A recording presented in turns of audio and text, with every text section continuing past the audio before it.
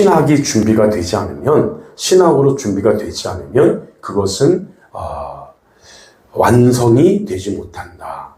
구슬도 꿰어야 보배다라고 있죠. 네. 그래서 구슬도 막 혼자 떠돌아다니면 그냥 구슬이죠. 그러나 목걸이를 만들고 실에 꿰으면 그것이 보배가 되는 것처럼 신학도 마찬가지입니다. 신앙도 마찬가지. 난 하나님 믿는 뜨겁게 사랑하는 마음만 있다고 그것이 증명되지는 못해요.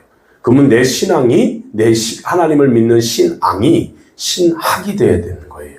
그래서 그런 과정들이 필요하다. 내 삶 속에서 벌어지는 일들을 말씀을 통해서 설명할 수가 있어야 됩니다. 아시겠습니까? 근데 나는 믿는데 어떻게 설명이 안 돼요. 그거는 아직도 신학이 정립되지 못해서 그래요. 그러니까 내 신앙이 신학하로 설명할 수 있어야 됩니다. 내 삶 속에서 벌어지는 일들, 말씀을 통해서 설명할 수 있어야 돼요. 내가 왜 하나님을 사랑하고 천국 지옥이 있다는 걸 내가 어떻게 증명합니까? 설명할 수 있어야 됩니다. 신학으로, 말씀으로. 그러면 우리 믿음이 흔들리지 않습니다. 신학화의 3단계 과정을, 그래서 말씀을 정확히 드려야 됩니다. 믿음만 있다고 여기 모이자 저기 모이자 되지 않아요. 모 교회들은 믿음만 강조합니다. 그래서 믿음, 이단에 가장 많이 빠지는 그런 경우가 바로 여기에 있는 거예요. 내가 신학이 분명하면, 내 신앙이 신학으로 분명히 자리 잡으면 그 사람은 어떤 이단이 와서 우리를 꼬드긴다 할지라도 넘어가지 않습니다. 그래서 이것이 가장 중요한, 우리 신앙인들의 가장 중요한 단계라고 할 수 있겠습니다. 물론 첫 번째 의식화입니다. 하나님의 말씀을 통해서 내 삶의 모든 문제를 체계화시키는 거예요. 그냥 믿음은 천국갑니다 하고 믿으면 됩니다 하고 되는 게 아니에요.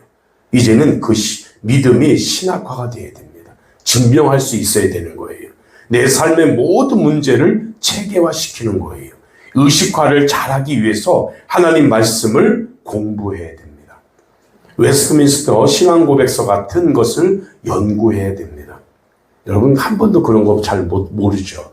성경을 알아도 웨스트민스터 신앙고백서 이걸 잘 모른단 말이에요. 일문일답이 뭐죠? 사람의 제일 되는 목적이 뭐예요? 하나님을 영화롭게 하는 것, 하나님을 즐거워하는 것. 이것이 이 신앙고백의 일문일답입니다. 우리가 사람이 제일 되는 목적이 무엇입니까? 라고 이 신앙고백서에 물어봐요. 그 대답이 뭐라고요? 하나님을 영화롭게 하는 것, 하나님을 즐거워하는 것. 이것이 우리의 제일 된 목적이에요. 아시겠습니까? 그러니까 이렇게 정립이 돼야 돼, 내 신앙을. 그냥 난 믿어요. 하나님 믿습니다. 난 하나님의 자녀예요. 한다고 신앙이 흔들리지 않는 거 아니에요. 그 사람은 반드시 다른 어떤 논점이 있거나 다른 어떤 논쟁거리가 있으면 거기에 빠질 수밖에 없어요. 내 신앙이 정립이 안 됐기 때문에. 아시겠습니까? 이런 건물도 마찬가지. 이런 건물이 지어지려면 모래, 흙, 시멘트, 철골이 있어야 되는 거예요. 그래 굳어서 이 건물이 지어지는 거 아닙니까? 모래 가지고 아무리 여러분 성을 이쁘게 쌓아보세요. 툭 하면 건드리면 넘어지잖아요. 거기에 시멘트가 들어가고 철골이 들어가면 튼튼히 굳어지면 건물이 되어서서 어떤 비바람이 쳐도 그 건물이 무너지지 않지 않습니까? 그런 것처럼 내 신앙의 철골이 딱 서야 되는 거예요. 그것이 바로 첫 번째가 의식화다. 아시겠습니까? 그래서 우리는 성경을 차례대로 공부해야 됩니다. 열심히 말씀을 연구해야 우리가 흔들리지 않는 성도가 될 수 있다는 거예요. 그냥 여기가 믿는다 그러면 거기 쭉 따라가고, 저기가 좋다 그러면 저기 쭉 따라가고, 야 오늘 목사님 설교 잘한다 그러면 거기 쭉 따라가고, 이런 사람들은 평생 가도 갈대 같은 신앙, 흔들리는 신앙, 무너지는 신앙, 더 큰 어떤 그 기적 따라다니는 사람들은 신앙에 철골이 없으면 무너지고 말아요. 둘째, 어떻게 필요하다? 조직이 필요합니다. 조직이. 의식화가 됐으면 이런 조직이 있어야 되는 거예요. 의식화한 성도들이 하나로 모아지는 그런 과정이 필요합니다. 우리가 교회에서 보통 말하는 것으로는 소속이 되어간다, 소속한다 라는 말을 씁니다. 다시 말하면 장년들 같은 경우에 구역 조직을 하죠. 그죠? 구역 조직에 들어가고 대학생 청년들 같으면 팀별 조직에 들어갑니다. 무슨 학생회, 청년회 무슨 이런 조직들 있잖아요. 남선교회, 여선교회 하면서 그런 조직이 필요합니다. 그래서 어떤 사람은 교회 다니다 보면은 교회는 다니는데 조직이 들어가지 않으려고 하는 사람이 있어요.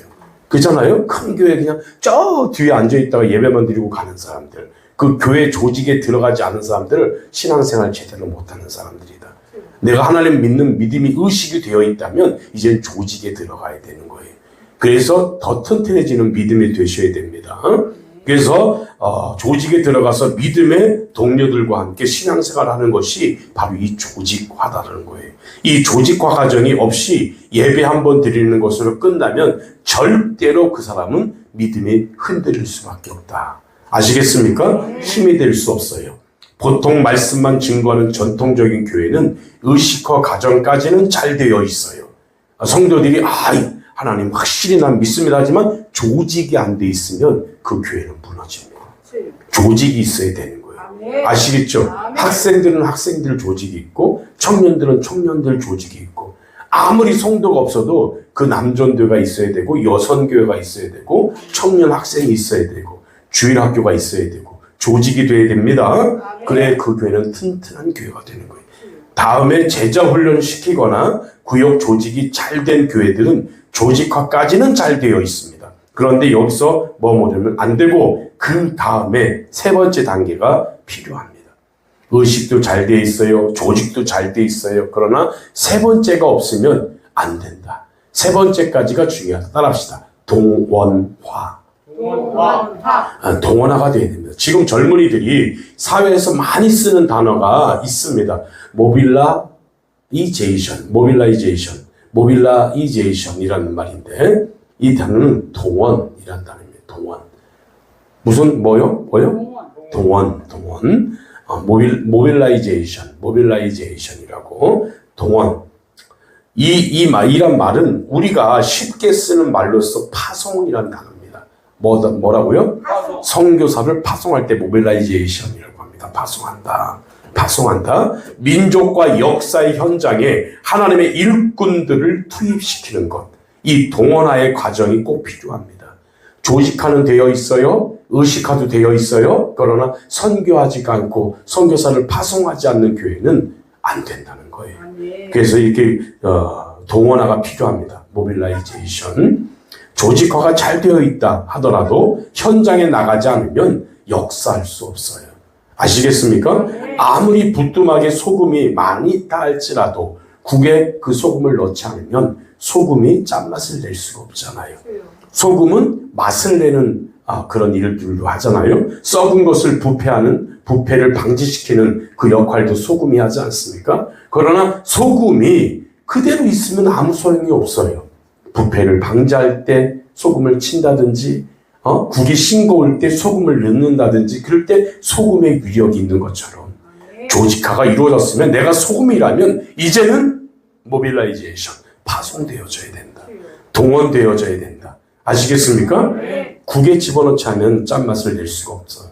그러므로 하나님의 백성들에게 현장으로 투입되는 이런 동원화 과정이 필요하다. 수많은 선교 집회를 통해서 선교하고자 하는 사람들이 넘쳐납니다. 명단까지도 다 작성합니다. 10명도 안 된다는 그 선교 집회의 총무를 맡았던 어떤 분이 하는 말씀인데 의식화와 조직화가 되어 있지만 동원화가 되어 있지 못하다는 현실이라는 거예요. 나 선교사 갈래요. 난 어느 나라 선교할래요. 말만 하지 가지 않는다는 거예요. 그 집회에 갔다 오면 나는 이제 앞으로 어디 갈 거다라고 다 약속도 하고 명단도 적어놓는데 그 뒤로는 무감각하다. 소식도 없다. 그러므로 동원화의 힘을 우리가 기울여야 될 줄 믿으시기 바랍니다. 이제 교회가 의식화가 되어졌고요. 조직화가 되어졌다면 선교하는 선교 현장으로 우리가 출발해야 됩니다. 그러므로 우리 기쁜 충만교회 성도들은 선교 현장으로 나아가는 하나님의 역사가 나타나야 될 줄 믿으시기 바랍니다. 그러므로 열심히 말씀을 연구해야 됩니다. 의식화하고 각 팀과 조직에 들어가서 말씀으로 잘 양육받아서 그 조직의 능력을 가지고 현장으로 나아가는 동원화가 필요합니다.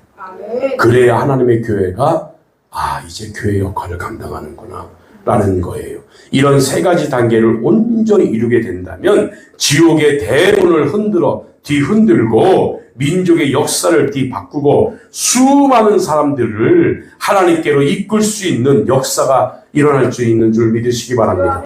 이것을 위해서 우리가 날마다 매진하고 기도하고 헌신하는 그런 성도가 되어야 될 줄 믿으시기 바랍니다. 우리가 이제는 의식도 되어 있어요. 조직도 되어 있어요. 이런 모빌라이제이션.